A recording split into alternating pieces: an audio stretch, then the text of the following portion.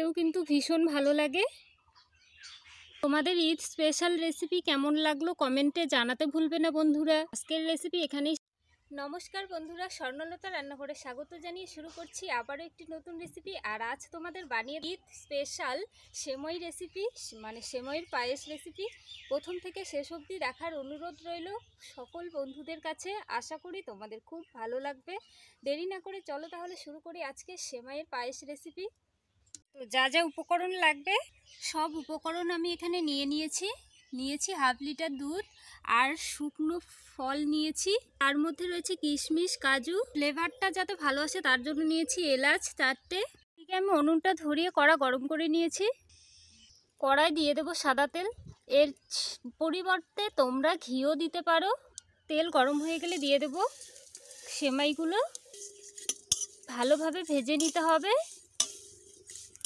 তেলে পড়তেই কেমন কালারটা চেঞ্জ হয়ে এসছে, দেখো বন্ধুরা, কালারটাও কিন্তু বেশ সুন্দর হয়েছে।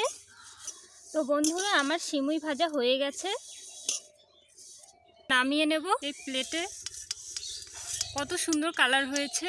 সিমুইটা কিন্তু খুব বেশি একটা ভাজার দরকার নেই, যখনই দেখবে কালারটা এরকম লালচে হয়ে এসছে তখনই নামিয়ে নিতে হবে। মিডিয়াম টু লো আছে 1 মিনিটের মতো ভেজে নিলেই হয়ে যায়। ওই কড়াই দিয়ে দেবো লিকুইড দুধ আর দিয়ে দেব ফ্লেভারটা যাতে খুব ভালো আসে কয়েকটা এলাচ, আমি 4টে দিয়েছি। দুধ ভালোভাবে ফুটিয়ে নিতে হবে। যখনই দেখবে দুধ এরকমভাবে ফুটতে শুরু করেছে তখন ভেজে রাখা সেমাইগুলো দিয়ে দেবে।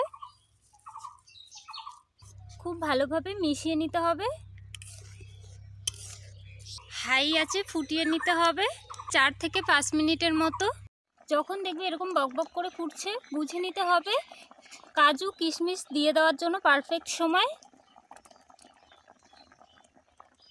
আর ঘনত্বটাও বেশ সুন্দর হয়ে এসছে। পারফেক্টলি আমার সেমই পায়েস রান্না হয়েছে। নামিয়ে নেওয়ার জন্য পারফেক্ট। একটা প্লেটে তোমাদের সার্ভ করে দেখাচ্ছি কতটা লোভনীয় হয়েছে। আশা করি দেখেই বুঝতে পারছো। খেতেও কিন্তু ভীষণ ভালো লাগে। তোমাদের ঈদ স্পেশাল রেসিপি কেমন লাগলো কমেন্টে জানাতে। তোমরা হয়তো বন্ধুরা বলবে যে আমি চিনি দিইনি কেন, কারণ দুধের মধ্যে আমি আগেই চিনিটা মিশিয়ে রেখেছিলাম।